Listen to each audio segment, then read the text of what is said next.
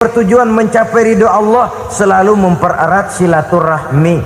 Sebab seperti sudah saya sampaikan pada pertemuan terdahulu, dalam berumah tangga itu ada orang tua, ada mertua. Itu cuma perbedaan istilah, tapi hakikatnya adalah sama. Jangan karena perbedaan istilah lalu menyebabkan kita berbeda sikap. Kalau sudah berbeda sikap, tentu akan melahirkan perasaan yang tidak simpatik. Sebaiknya suami istri kalau sudah berumah tangga, jadikanlah orang tua tempat cerita yang enak saja. Yang tidak enak telan berdua, yang pahit rasakan berdua, kesusahan dan kesulitan atasi berdua. Giliran enak ngomong sama orang tua, giliran senang cerita sama mertua. Sekarang kan kita balik. Kalau lagi senang duitnya banyak, anteng di rumah, kalem aja. Tapi lalu waktu susah, waktu susah, cerita kepada orang tuanya, cerita kepada mertuanya. Lalu kapan kita mau menyenangkan orang tua?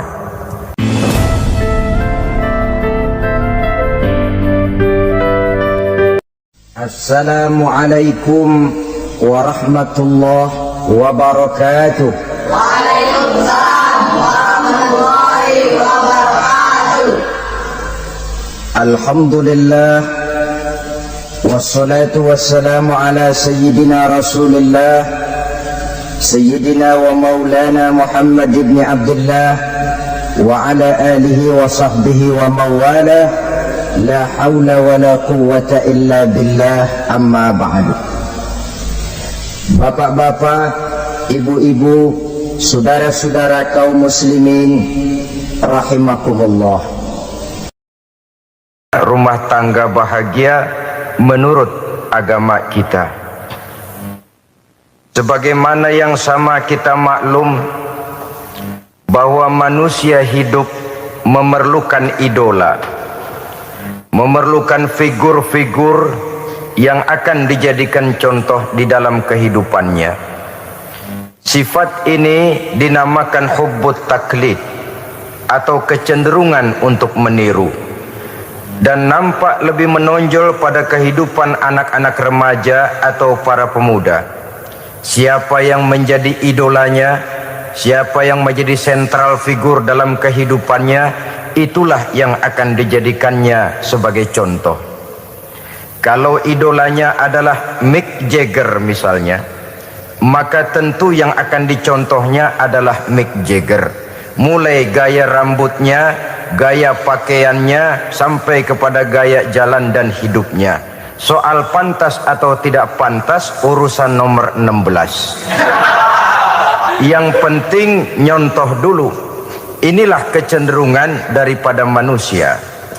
Bagi kita umat Islam, contoh ideal, figur sentral yang sepatutnya jadi idola tidak lain adalah junjungan kita Nabi besar Muhammad sallallahu alaihi wasallam. Beliau menjadi contoh dan panutan oleh karena kepribadiannya yang kompleks. Sejak dari seorang pemimpin negara yang adil sampai kepada seorang jenderal yang gagah berani di medan perang, sampai kepada seorang diplomat yang ulung, pedagang yang jujur, suami yang bertanggung jawab, ayah yang penuh kasih sayang dengan anak-anaknya, dan di dalam keseluruhannya beliau merupakan uswatun hasanah.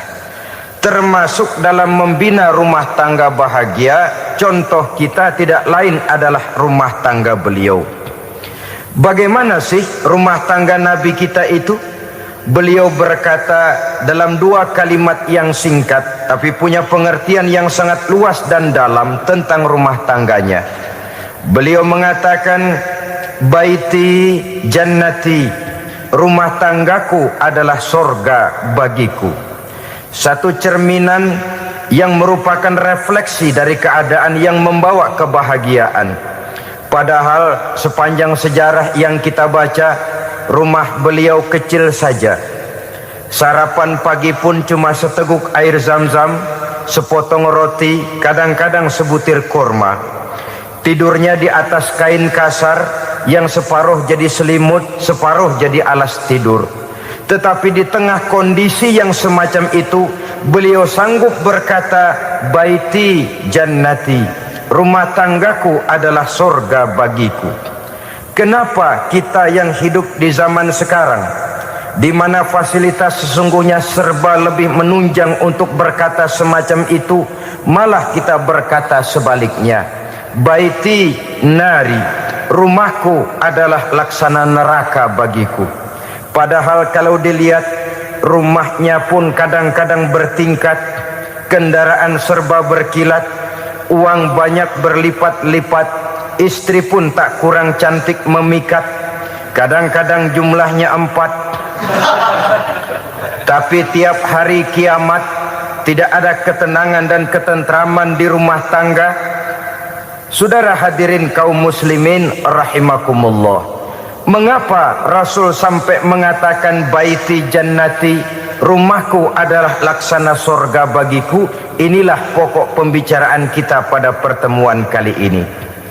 Sebagaimana yang kita maklum bahwa nikah dalam pandangan Islam bukan hanya sekedar untuk memenuhi kebutuhan biologis manusiawi, tidak hanya sekedar untuk memperkembangbiakkan keturunan, dan juga tidak pula untuk memperturutkan hawa nafsu. Lebih daripada sekedar itu, nikah dalam pandangan Islam merupakan ibadah. Oleh karena ibadah, maka seluruh tujuan ibadah, apakah dia bernama solat, apakah dia bernama puasa, zakat, sodako, haji dan lain sebagainya, seluruh daripada tujuan ibadah, target utamanya adalah mardhatillah atau keridhaan daripada Allah Subhanahu wa taala. Kalau nikah itu ibadah, maka sesungguhnya tujuan utama dari pelaksanaan suatu pernikahan tidak lain hanya untuk mencari keridhaan dari Allah Subhanahu wa taala. Bukankah kalau kita tanya tiap orang yang melakukan nikah, kenapa sih kamu nikah dengan dia? Jawabannya bisa macam-macam. Yang umum, karena saya cinta dia. Ada yang berkata, karena saya ingin mendapat ketenangan hidup. Ada yang bilang, karena saya ingin hidup teratur. Ada yang mengakui, karena saya ingin dapat keturunan dan lain sebagainya. Tetapi sesungguhnya menurut ajaran agama, kalau nikah merupakan ibadah, jawaban intinya ialah saya melakukan nikah untuk mencari keridhaan dari Allah Subhanahu wa taala. Ini konsekuensinya kalau nikah merupakan bagian daripada ibadah.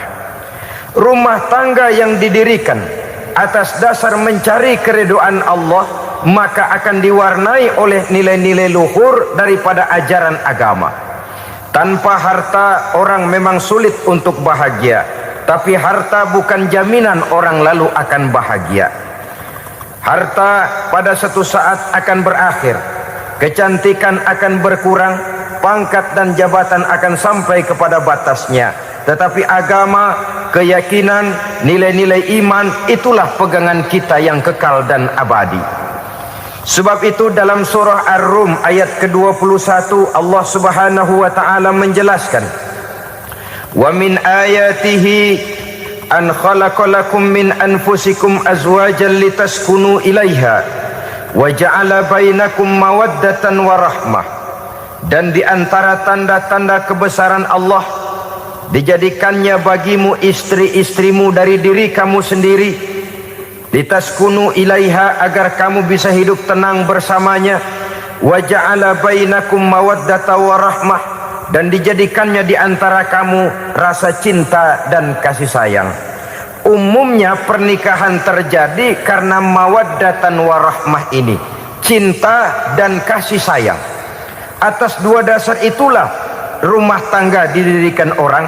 Atas dasar itulah seorang laki-laki dan seorang perempuan memadu janji untuk membagi suka dan duka dalam hidup ini secara bersama-sama. Namun kalau kita renungi ayat ini, Allah tidak hanya menjadikan cinta, tapi Allah juga menjadikan kasih sayang. Apa bedanya cinta dan kasih sayang? Apa bedanya mawaddatan warahmah ini? Saudara, mawaddah yang artinya cinta, itu sasarannya biasanya adalah jasmani. kecenderungan biologis itu akan berakhir.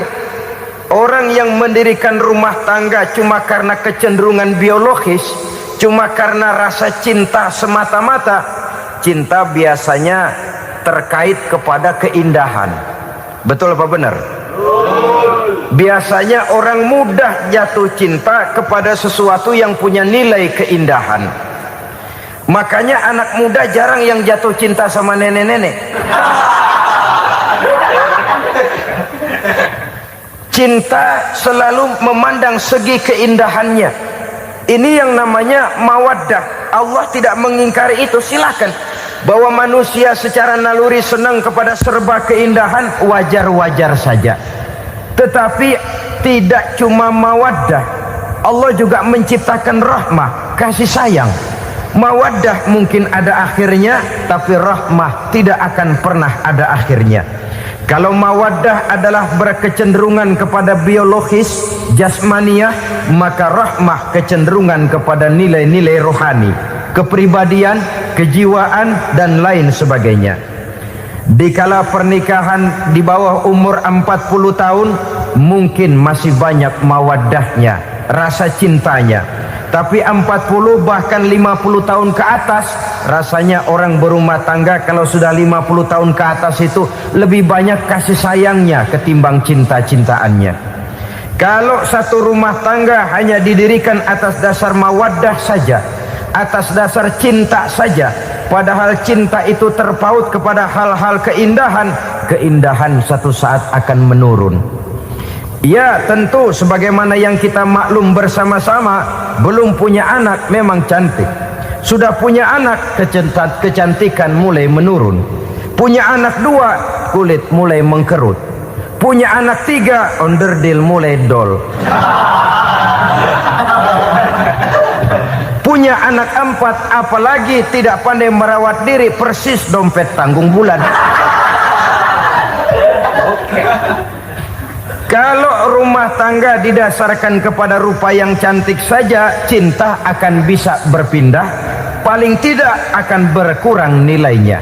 Sebab itu Allah tidak hanya menyediakan mawaddah, warahmah, dijadikannya di hatimu itu tidak cuma sekedar cinta, tapi juga kasih sayang. Nah, kasih sayang inilah apabila berakar dan berurat dari nilai-nilai keagamaan yang akan menopang jalinan rumah tangga bahagia. Mengukuhkan usaha untuk mencapai mardotillah atau keridhaan daripada Allah Subhanahu wa ta'ala. Dengan demikian berumah tangga bukan tujuan. Ini kalau kita lihat dari segi agama.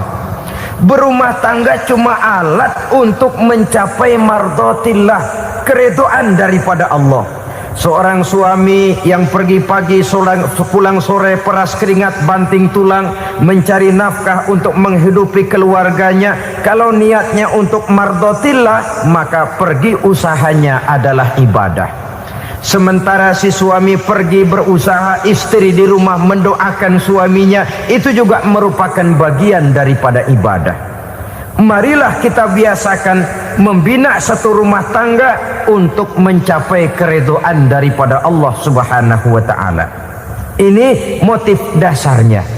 Karena itu Rasul Anas bin Malik pernah bercerita, bertahun-tahun saya membantu di rumah tangga Rasul. Selama tahun-tahun yang panjang saya membantu di rumah tangga beliau itu, kata Anas bin Malik, belum pernah kok saya mendengar kata-kata kasar, keras, membentak-bentak.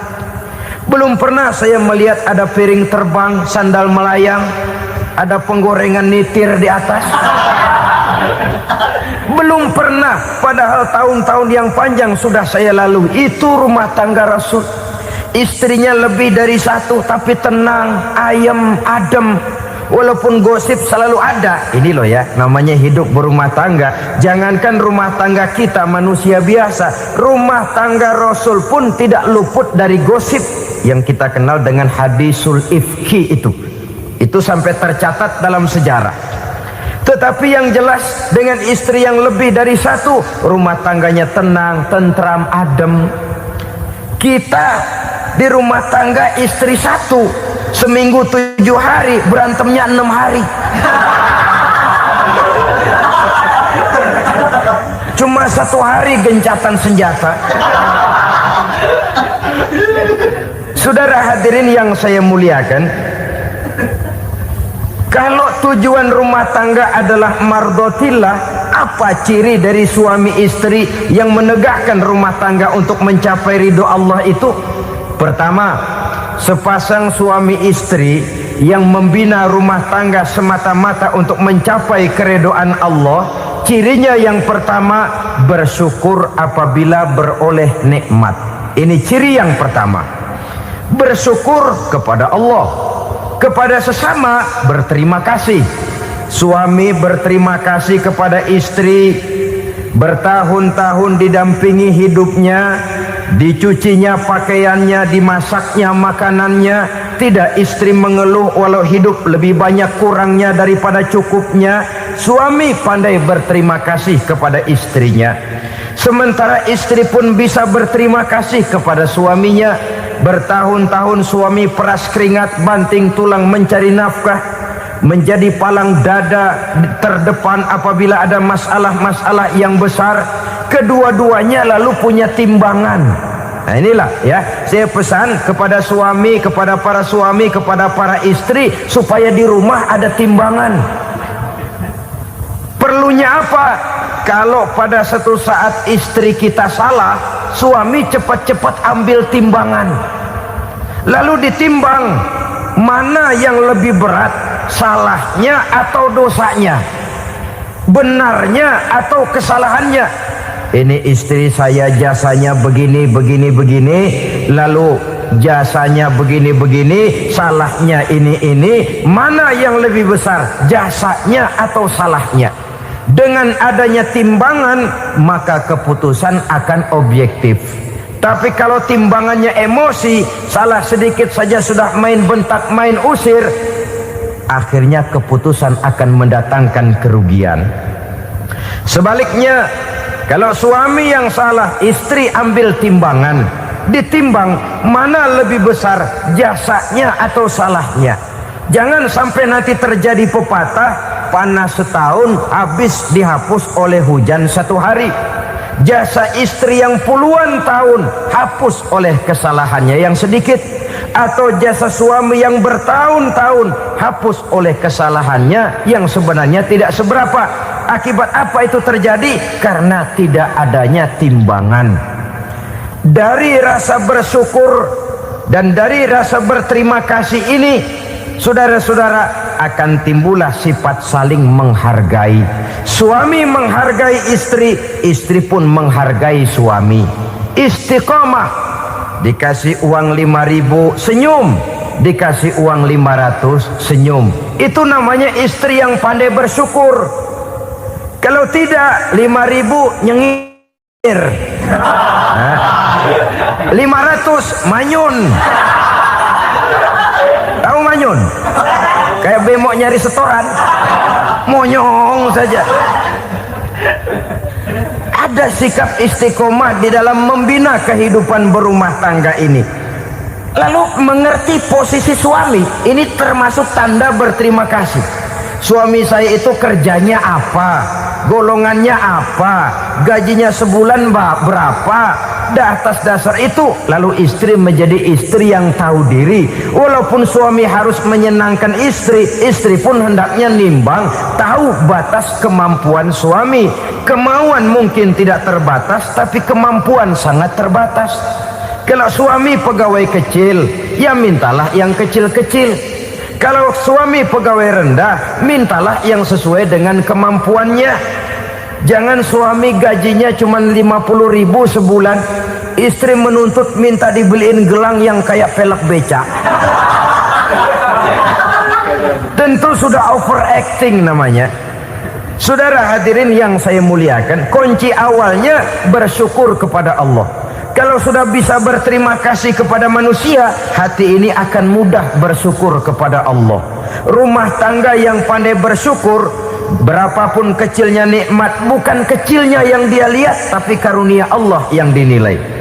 Sehingga dari rasa berterima kasih kepada manusia akan timbullah rasa syukur kehadirat Allah Subhanahu wa taala. Itu yang sering diistilahkan orang, kalau dia punya mobil, dia berkata alhamdulillah kita punya mobil, tetangga kita cuman punya motor. Kalau dia punya motor, syukur kita punya motor, tetangga kita cuman punya sepeda, kemana-mana kekejek melulu. Kalau dia punya sepeda, alhamdulillah punya sepeda, tetangga kita sebelah nggak punya apa-apa, kemana jalan kaki saja. Kalau dia jalan kaki, alhamdulillah kita masih bisa jalan. Tetangga kita sebelah lumpuh bertahun-tahun nggak kemana-mana. Kalau dia lumpuh, alhamdulillah kita masih hidup. Tetangga kita kemarin mati nggak balik lagi.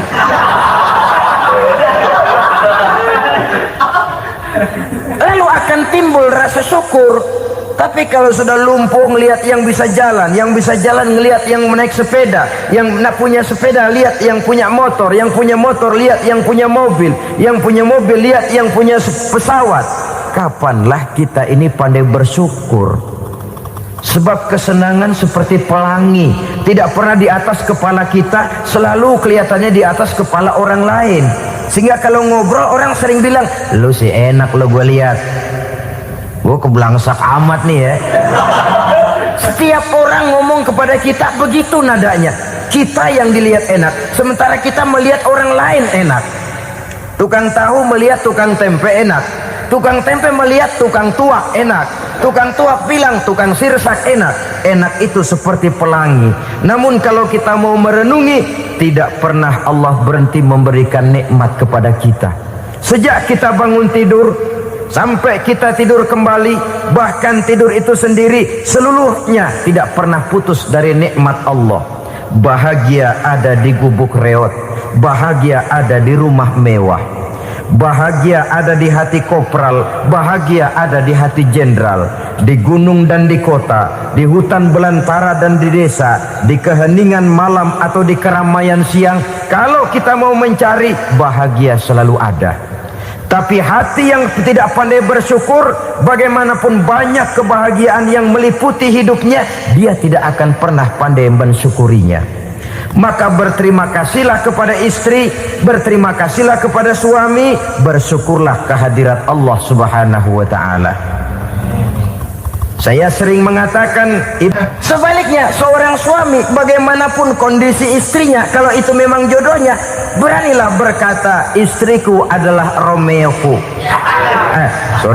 istriku adalah Julietku, atau istriku adalah Sri Kandiku. Biarin pengkor ya pengkor, nggak ada urusan. Mensyukuri.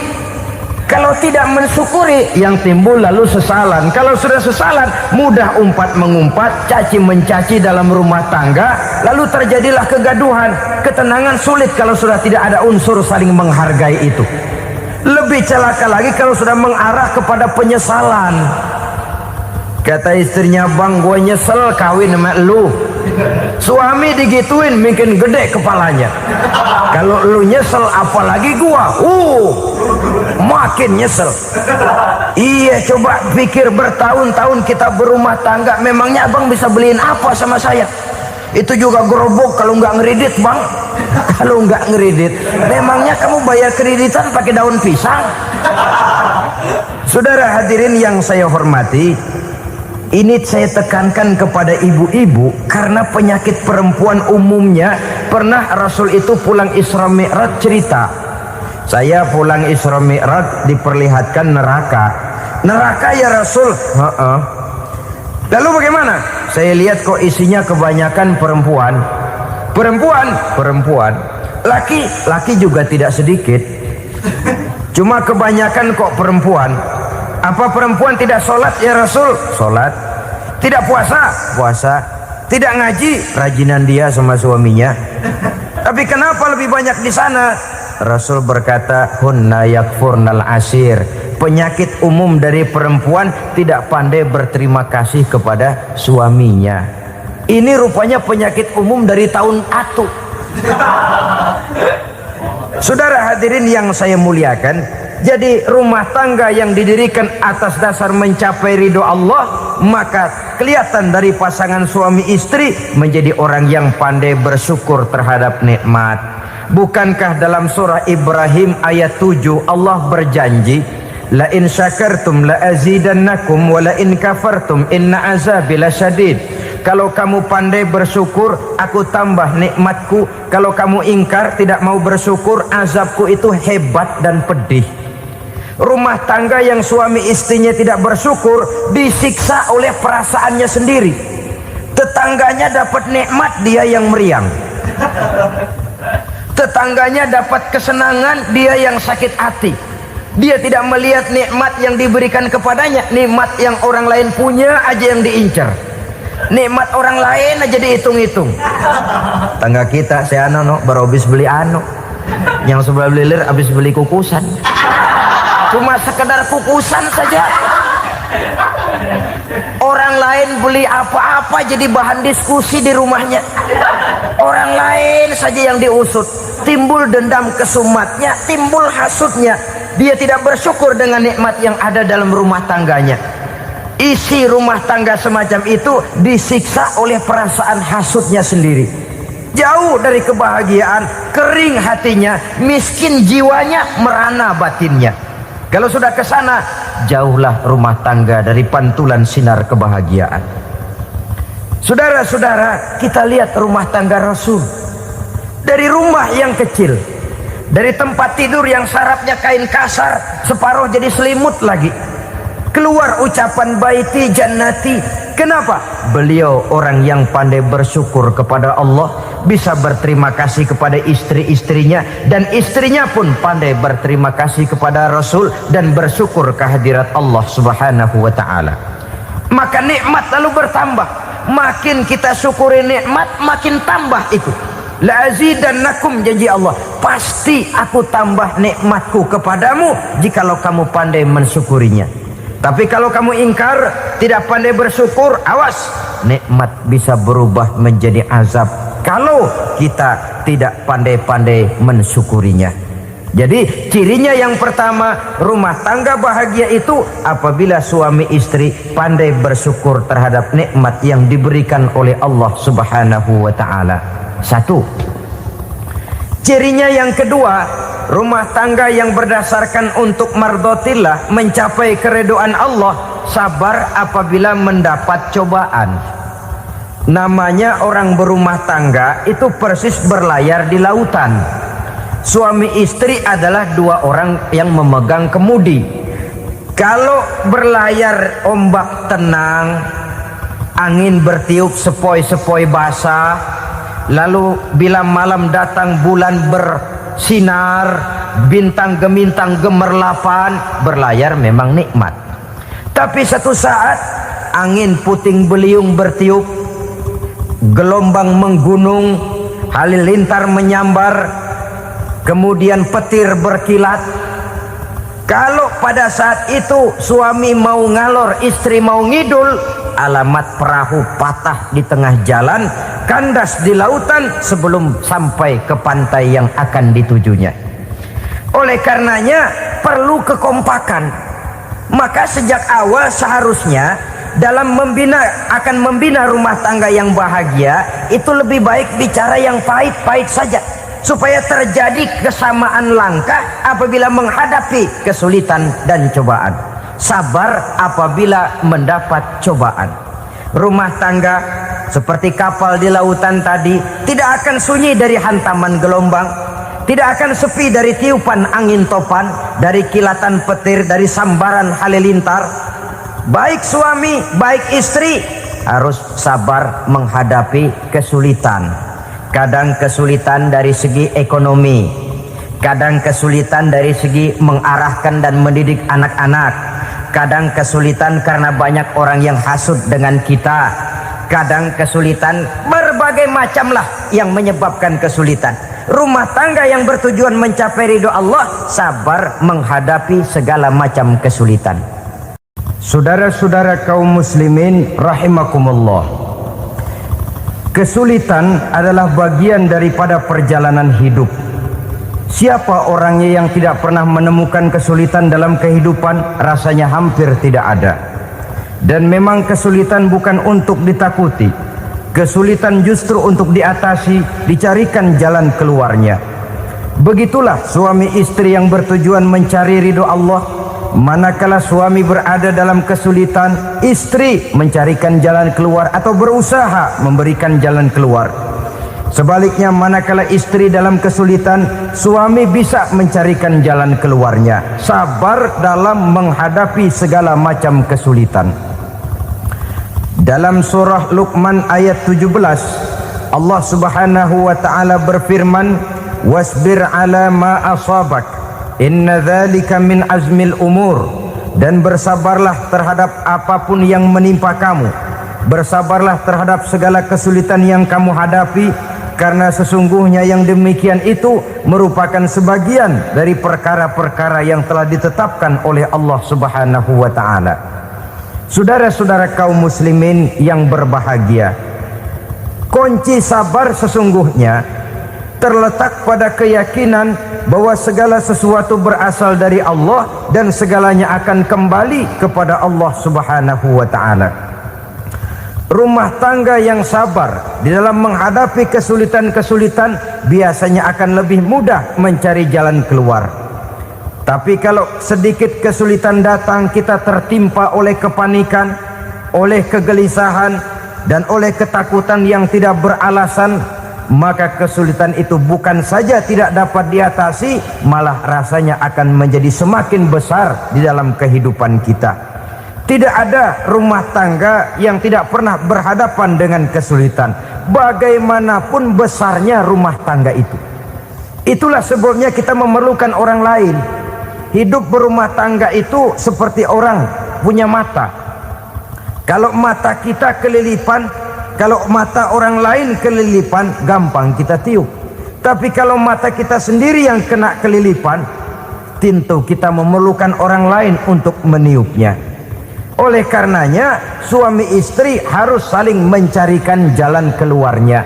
Walaupun kerjanya berbeda, suaminya pergi mencari nafkah, istrinya berdoa di rumah. Kalau perlu melakukan sholat duha, mendoakan agar usaha suaminya dimudahkan, dan begitu selanjutnya. Sehingga dengan adanya kebersamaan, walaupun tidak selalu bersama-sama, maka masing-masing melaksanakan tugas dengan tenang dan merasa yang satu berbuat untuk kepentingan yang lain. Inilah cirinya yang kedua, sabar bila mendapat dan berhadapan dengan segala macam kesulitan. Kadang orang mendapat kesulitan itu berkeluh kesah. Bukan berkeluh kesah, tapi mencari jalan keluar dan mengambil hikmah yang ada di dalamnya. Apa? Karena bukan kemudahan, kesulitan yang membuat orang dewasa. Bukan kemudahan, tapi kesulitan yang membuat orang berpikir, dinamis, kreatif. Kalau seluruh jalan yang kita tempuh mudah saja, gampang saja, rasanya monoton kita ini. Kehilangan dinamika dalam perjuangan. Kesulitan yang membuat orang matang, kesulitan yang menempa kepribadian untuk lebih dewasa menghadapi bahtera kehidupan, membuat pandangan makin arif, wawasan makin luas, dan analisa semakin tajam. Sama saja dalam hidup.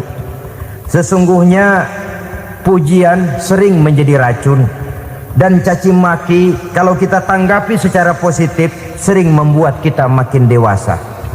Jarang orang berpikir kalau dipuji, tapi baru dia merenung dan mencari diri setelah dicaci maki dan dikritik habis-habisan. Walaupun watak umum manusia senang dipuji, marah kalau dicaci maki. Biasanya kalau ketemu cewek cakep, kita bilang, "Kamu cakep deh." Dia paling bilang, "Ah, abang bisa aja." Walaupun dia bilang, "Ah, abang bisa aja," hidungnya mah tetap mekar. Senang kalau dipuji, itu kecenderungan manusia. Marah kalau dicaci maki, marah kalau dikritik. Tapi sesungguhnya pujian sering jadi racun, caci maki sering jadi obat. Orang takut minum obat karena pahitnya, padahal efeknya itu akan lebih memberikan kesehatan kepadanya. Orang takut menghadapi kritik, orang takut dan tidak ingin dicaci maki, padahal itulah yang sesungguhnya menjadi cambuk kalau tidak dia salah tanggap, menjadi sugesti yang mendorong dia lebih maju lagi. Karena memang bukan pujian, tapi caci maki dan kritik yang membuat kita makin berpikir tajam. Jadi rumah tangga yang berhadapan dengan kesulitan demi kesulitan, biasanya kalau ditanggapi dengan sabar akan makin mengokohkan fondasi rumah tangga itu sendiri. Tapi kalau kesulitan dihadapi dengan tidak sabar, lalu mencari jalan pintas, kesulitan ekonomi, kebetulan istrinya cakep, istrinya disuruh ngojek. Dah lo ngojek aja deh, gua nungguin setoran dah. Suami tapak di rumah.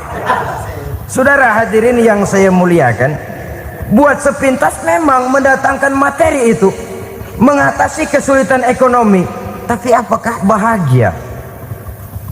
Walaupun rumah bisa jadi besar, perabotan bisa serba lebih lengkap dan ada, tapi apakah semuanya mendatangkan bahagia? Sementara suami kehilangan rasa cemburunya, dan dalam agama itu disebut dayus. Dayus, suami yang tidak punya rasa cemburu kepada istrinya. Dan orang dayus kayak begitu haram mendapat bau sorga. Bau sorga saja tidak dapat, apalagi masuk ke dalamnya. Ya tapi juga jangan lantas mentang-mentang harus cemburu sama istri, overacting. Suaminya nawar sayuran, laki pulang ngomel, lu pacaran ya sama tukang sayur. Itu juga over, saudara-saudara. Kesulitan ekonomi diatasi dengan sabar. Sabar dalam arti berusaha dengan tidak mengambil jalan pintas, berusaha tetap berada di jalan yang diridhoi oleh Allah. Ini yang jadi problema ini rumah tangga sekarang ini, kesulitan ekonomi, di mana lapangan kerja sulit, di mana persaingan hidup tajam, sedangkan kita hidup ingin seperti orang lain. Kita mudah gelap mata, mudah picik pandangan, mudah sulit pertimbangan, lalu mengambil jalan pintas. Kadang menjual akidah, menjual keimanan. Kebetulan penderingan kering, ada yang nawarin beras 3 liter sama supermi 2 bungkus. Hari Minggu diajak ke gereja mau. Itu iman kena beras 3 liter telap. Kesulitan ekonomi, saudara-saudara, sehingga Imam Ali pernah berkata, kadal fakru ayyakuna kufron. Kemiskinan memang mudah membawa orang kepada kekafiran, kepada perbuatan-perbuatan yang bisa mengundang kekafiran. Oleh karena itu dalam tamsil lain beliau berkata, kalau ada ular dan ada kemiskinan, kemiskinan yang saya getok lebih dulu, kemiskinan yang saya bunuh lebih dahulu. Karena kemiskinan mudah membawa orang kepada kekufuran. Bagaimanapun sulitnya ekonomi yang dihadapi dalam rumah tangga, percayalah satu saat jalan keluarnya mesti ada. Mesti ada. Jangan sampai mengambil jalan pintas yang membuat kita keluar dari jalan yang ditinjau dari segi kemasyarakatan pun mendatangkan aib, ditinjau dari kehormatan berkeluarga pun mendatangkan nista, ditinjau dari segi ekonomi pun barangkali tidak akan mendatangkan kelimpahan materi. Jalan pintas pada umumnya, saudara-saudara, hanya memberikan kenikmatan yang sekejap. Dan apalah itu artinya kalau harus mengorbankan kesenangan yang abadi dan kekal. Kadang-kadang mengorbankan anaknya sendiri, anaknya dikomersilkan. Pokoknya siapa yang nyamper lu berangkat aja dah. Asal pulang nenteng pisang sama jeruk sebongsang, orang tua udah anteng aja udah. Saudara hadirin yang saya muliakan, setiap kita selalu berhadapan dengan kesulitan. Karena itu rumah tangga yang bertujuan mencapai mardhatillah, mereka sabar dalam menghadapi kesulitan. Tidak ada beras, puasa saja, puasa sunnah. Puasa sunnah. lapar tapi ada pahalanya daripada tidak puasa lalu ngegerundel. Brengsek Tuhan, gue sembahyang melulu lapar juga, sudah lapar tidak berpahala. Bukankah Rasulullah sendiri kalau pulang ke rumah Aisyah lalu berkata, ya Humairah, ada makanan hari ini? Ada makanan yang enggak ada bang. Alhamdulillah kalau begitu saya puasa. Pulang dari mana-mana perut lapar mau makan tidak ada makanan, bukan marah, bukan ngamuk, puasa. Maka boleh puasa sunnah, niatnya udah siang jam 10 jam 11 asal dari pagi belum makan apa-apa. Niatnya jam 10 sah dengan catatan dari pagi belum makan apa-apa. Jangan sudah sepiring setengah baru niat, itu lain. Itu ngojek namanya itu. Pengertian dalam kesulitan. Satu malam beliau pulang dari masjid agak larut. Habis ngajar banyak yang bertanya. Ketuk pintu, Assalamualaikum. Assalamualaikum. 3 kali beliau memberi salam, tidak ada jawaban, tidak dibukakan pintu. Rupanya istri beliau lelah bekerja di waktu siang, tidurnya pules benar. Marahkah Rasul? Tidak. Beliau gelar sorban, tidur di depan pintu. Asraful anbiya wal mursalin ini, Rasul termulia ini, karena menghargai istrinya, tidur di depan pintu. Sampai Aisyah bangun sepertiga malam, terkejut buka pintu, suaminya ada di depan pintu. Beliau bangunkan. Ketika dibangunkan, Rasul lebih dulu berkata, maaf sayang, saya pulang terlambat. Sudah nggak dibukain pintu, tidur di depan, dibangunin, beliau duluan yang minta maaf. Pengertian. Kalau emosi, memang nggak dibukain pintu, tidur di depan. Begitu dibukain, yang enak kita tunjuk jidatnya.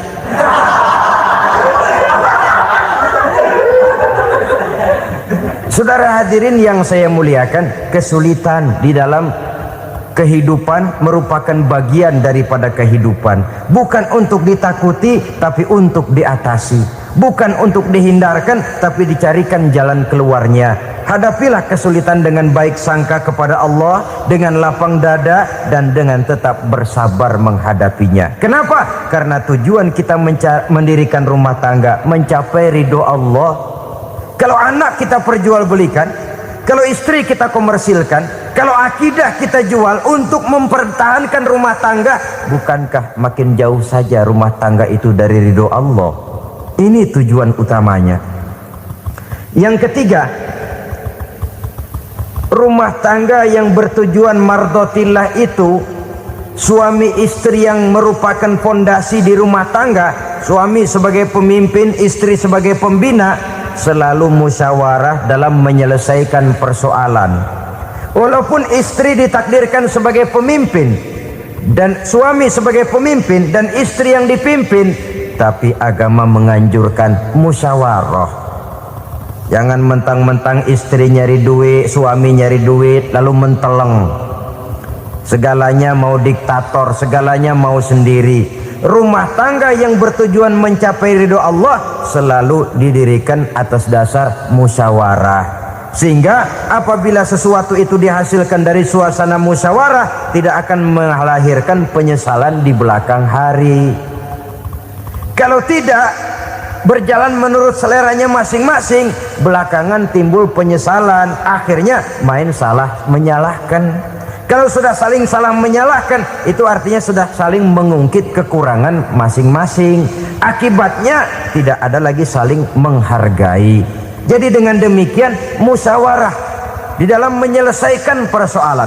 Menghadapi kesulitan ekonomi, musyawarah. Menghadapi kenakalan anak, musyawarah. Akan membeli ini dan itu, sebaiknya juga musyawarah. Kalau merupakan hasil musyawarah, maka saudara-saudara hasilnya pun akan dihadapi oleh bersama. Enak rasakan bersama, tidak enak rasakan bersama. Kenapa? Tadinya musyawarahnya bersama-sama juga. Lah kalau hasil sendirian, giliran enak mungkin yang satu mau ikut, giliran tidak enak yang satu nuding, gua kata juga apa. Kan begitu akibatnya kalau tidak berdasarkan musyawarah lebih dahulu.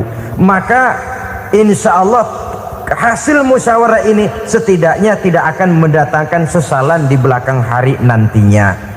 Saudara-saudara kaum muslimin rahimakumullah, ciri yang keempat, sepasang suami istri yang bertujuan mencapai ridho Allah dalam upaya mencapai rumah tangga bahagia itu tawakal apabila mempunyai rencana.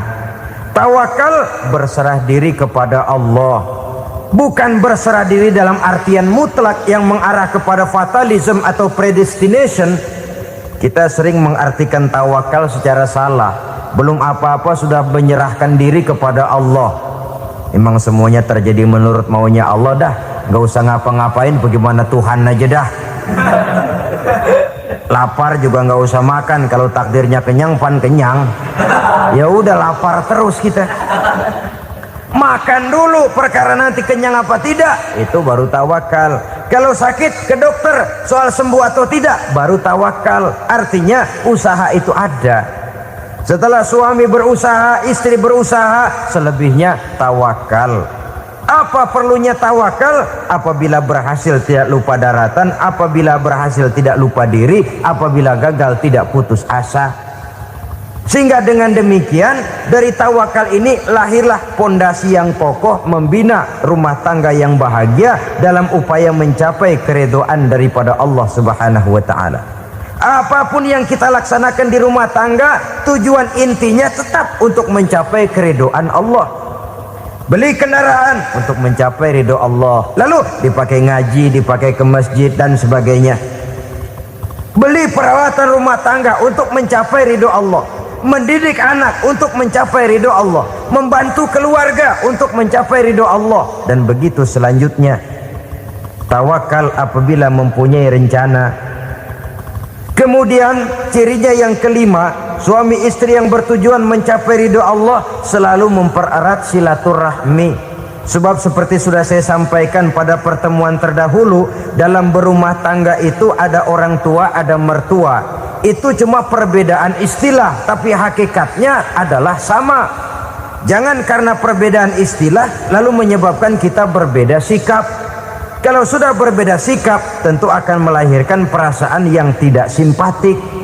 Sebaiknya suami istri kalau sudah berumah tangga, jadikanlah orang tua tempat cerita yang enak saja. Yang tidak enak telan berdua, yang pahit rasakan berdua, kesusahan dan kesulitan atasi berdua. Giliran enak ngomong sama orang tua, giliran senang cerita sama mertua. Sekarang kan kita balik, kalau lagi senang duitnya banyak, anteng di rumah, kalem aja. Tapi lalu waktu susah, waktu susah, cerita kepada orang tuanya, cerita kepada mertuanya. Lalu kapan kita mau menyenangkan orang tua? Sudahlah mereka susah mendidik kita di waktu kecil, membesarkan kita, melakukan segala macam pengorbanan.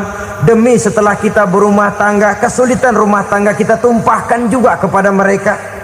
Pererat silaturahmi dan usahakan agar seluruh keluarga hanya menjadi tempat kita cerita yang enak-enak saja. Istilah sehari-harinya, kalau di rumah kita makan sama sayur bayam, keluar rumah diem, malah seluitan. Tetangga tanya, lu makan kayaknya enak banget apa sih? Daging ayam.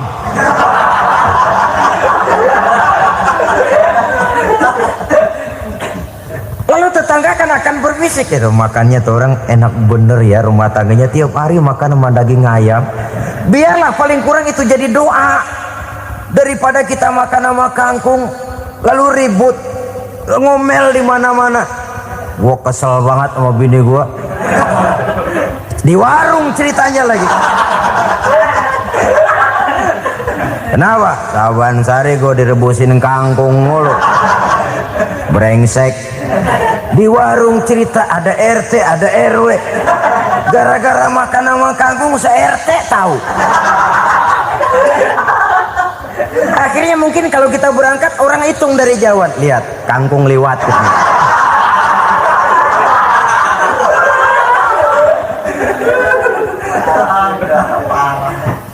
bisa menjaga yang disebut security informasi, rahasia rumah tangga. Bahkan pernah saya berikan contoh karena ingin menghargai, suami beliin kain batik buat istrinya. Istri tahu begitu sepintas, nih kain jelek nih, tapi karena mau menyenangkan suaminya dia bohong. Bagaimana bu kain yang bapak beliin? Aduh bagus bener pak, bagus sekali itu kain. Warnanya pak emang yang model begitu tuh. Tetangga kita mana ada yang pakai kain begitu pak? Ya emang nggak ada, jelek. Menghargai. Sebab kalau waktu itu si istri jujur, yang timbul sakit hati suami. Bagaimana bu kain yang saya beliin? Goblok lo. Kain begitu dibeliin di pasar juga banyak 1.400, campur odol lagi. Sudahlah, suami punya niat baik, sampai rumah digoblok-goblokin, tidak ada lagi rasa saling menghargainya. Begitu pentingnya mempererat silaturahmi ini, sampai Nabi berpesan, isnani la yanzurullahu ilaihima yaumal qiyamah qati'ur rahim wa jarus su.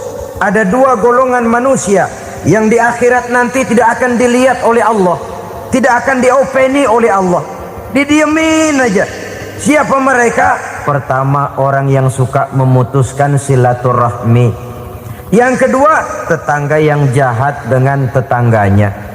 Dua golongan manusia ini, pemutus silaturahmi, kemudian juga tetangga yang jahat dengan tetangganya, ini tidak akan dipandang oleh Allah di hari akhirat nanti.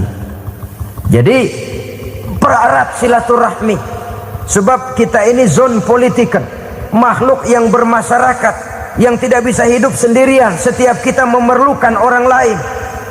Kita disebut kaya karena ada yang miskin, kita disebut alim karena ada yang awam, kita disebut berkuasa karena ada rakyat jelata. Tanpa rakyat tidak ada penguasa, tanpa yang miskin tidak ada orang kaya. Kalau tidak ada yang jelek, siapa yang bilang cakep? Karena ngimbangi. Saudara hadirin, atas dasar ini mestinya kita selalu bersyukur dalam segala posisi, tidak lalu salah terima kepada karunia yang diberikan Allah kepada kita. Saudara hadirin yang saya hormati, pererat silaturahmi, jadikan orang-orang tua kita tempat kita cerita yang enak-enak saja. Yang tidak enak, telan sendiri, usahakan sendiri, carikan jalan keluarnya sendiri. Setidaknya ya diam sajalah. Kalau belum bisa membalas budi baik orang tua, setidaknya jangan menyakiti hati orang tua kita. Sudah lelah dan payah dia mengasuh kita, membesarkan kita, merawat kita, demi setelah kita berumah tangga, seluruh kesulitan kita bawa lagi kepadanya.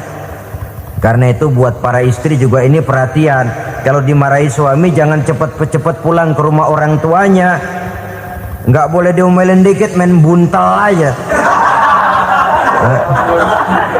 Gua pulang dah. Pulang. Sampai sana cerita habis-habisan, dikucek kejelekan suaminya. Nanti 2-3 hari balik aja lagi, kan nggak lucu jadinya.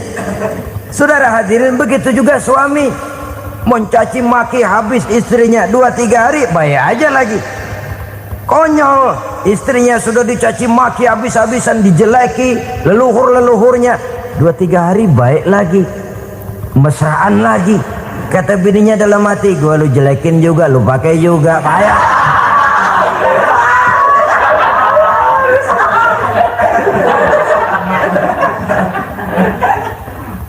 Saudara hadirin yang saya muliakan, itulah sebabnya pada awal tadi saya katakan perlunya kita mempunyai timbangan baik sebagai suami maupun sebagai istri. Nah, dari mempererat silaturahmi ini akan terjalin rasa kekeluargaan. Maka tradisi arisan keluarga itu bagus sesungguhnya untuk mempererat silaturahmi. Cuma celakanya bukan silaturahmi yang jadi tujuan, arisannya itu yang jadi tujuan. Akibatnya apa? Kalau belum narik mah semangat banget datang dah. Begitu udah narik aja udahan. Itu celakanya. Akhirnya silaturahminya jadi nomor 2, arisan semata-mata yang menjadi tujuan. Sesungguhnya itu bagus untuk mempererat silaturahmi. Karena kalau kita dengan kita sesama saudara sudah tidak saling mau mengenal, bagaimana dengan anak-anak kita? Bagaimana dengan cucu-cucu kita? 2-3 generasi yang akan datang tentu akan lebih saling tidak mengenal lagi.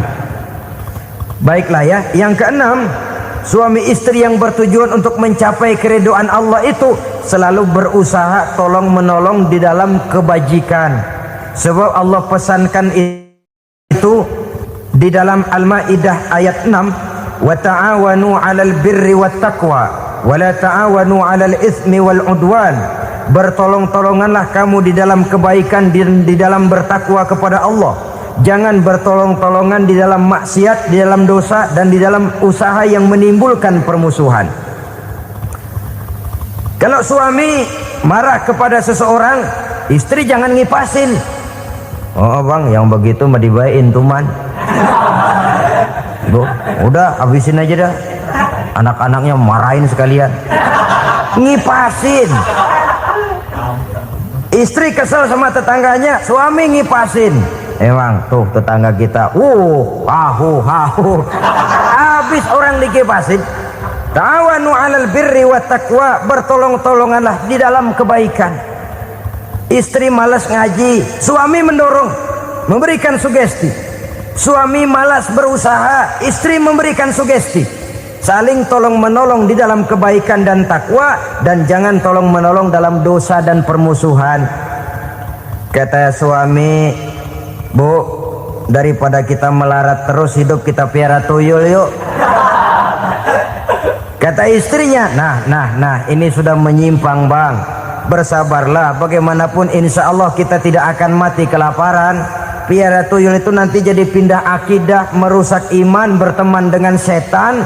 Apalah artinya kekayaan dan kesenangan sebentar kalau harus mengorbankan kekayaan dan kesenangan yang abadi. Ini sudah alal ismi wal udwan, sesuatu yang mengandung dosa. Saudara hadirin yang saya hormati, kemudian yang keenam, berbaik sangka. Baik suami maupun istri sama-sama saling berbaik sangka. Suami melepas istri, istri melepas suami dengan hati yang ikhlas.